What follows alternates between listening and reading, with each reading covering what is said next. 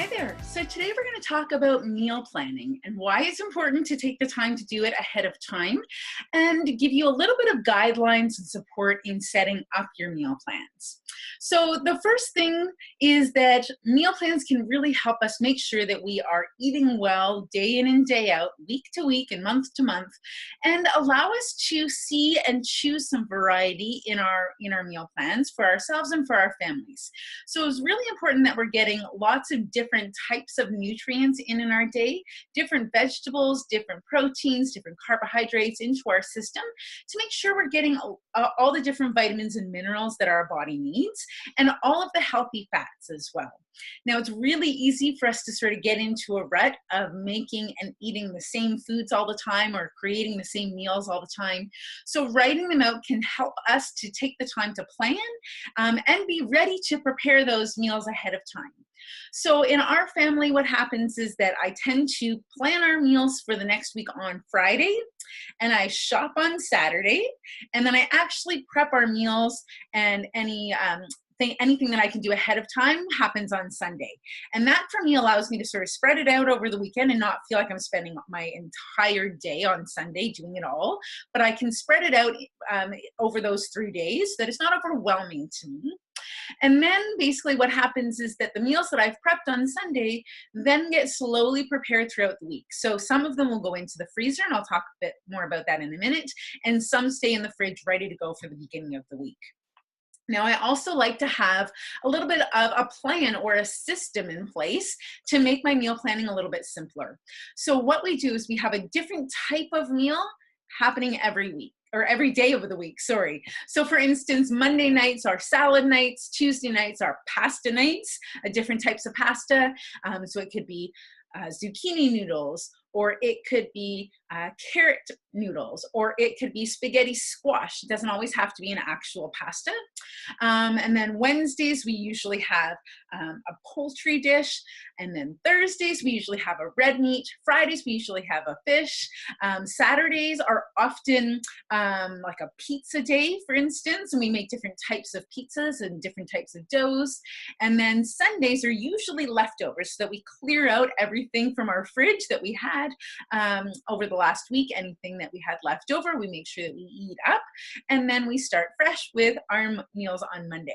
But having the guideline can really help in terms of thinking about meals. So like I mentioned with the noodles, if we have a noodle night on Tuesdays, then I can think of 4 different noodle recipes, and that then gives me my Tuesdays for the entire month.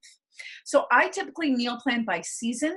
So I'll do our winter, our fall, our spring, and our summer meals. And I actually repeat them all for usually 3 or 4 months, depending on the season.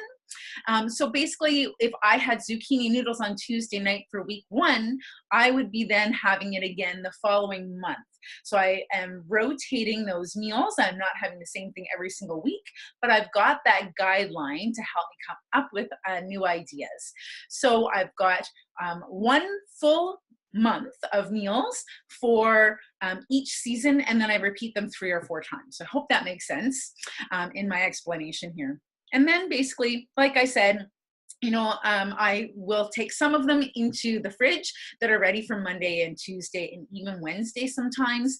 And then everything else for the remainder of the week, all the prep, all the chopping of the vegetables, all the prep of the meat or marinating of things, all happens on Sundays, and those would go into the freezer so that on Wednesday, Thursday, Friday, or Saturday, I can take them out the night before or that morning and have them ready to cook in the evening, or sometimes they'll even go into the crock pot, depending on what the meal is, first thing in the morning. So that allows us to sort of plan ahead and prep and not be overwhelmed during our busy work weeks at home. I know getting out the door sometimes in the morning can be challenging for families and trying to get everything prepped and organized. And if we're thinking about making sure we have healthy breakfasts as well as lunches and dinners, it can be really overwhelming. So if you can plan at least dinners for the week or for the month, that can be very handy. And then when it comes to meal planning for lunches, we usually take some leftovers from the night before, or we'll use bits and pieces of the dinner from the night before as part of our lunch.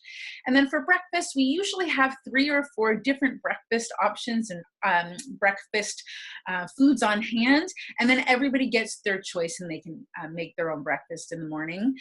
But at least we've got those things on hand all the time, and we know that everybody's having a healthy fulfilling breakfast. So we usually have as our options for breakfast an omelet with leftover vegetables from the night before.